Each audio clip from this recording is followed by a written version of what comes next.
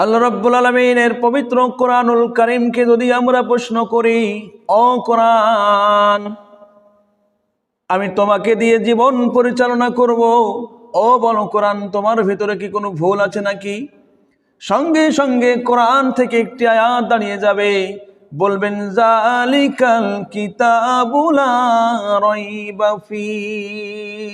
সঙ্গে সঙ্গে তিনি গ্যারান্টি দিয়ে দিলেন, আমি ওই সেই কোরআন, যেই কোরআনের ভিতরেই কোনো ভুলের সংশয় নেই, ভুল তো নেই, ভুল হওয়ার মতন কোনো অবকাশ নেই।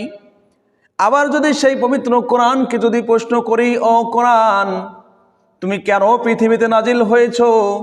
সেই কোরআন সাথে সাথে বলে দিবে হুদাল লিল মুত্তাকিন, আমি মুত্তাকিনদের হেদায়েতের জন্য পৃথিবীতে অবতরণ হয়েছি। জোরে বলি সুবহানাল্লাহ।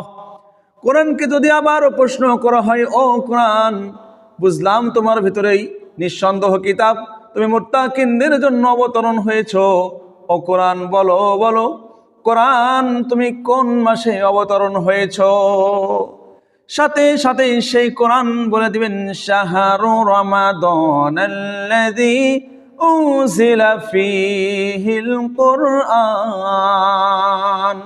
সাথে সাথেই কোরআন বলে দিবে রমজান মাসে কোরআনটাকে নাজিল করা হয়েছে। জোরে বলি সুবহানাল্লাহ।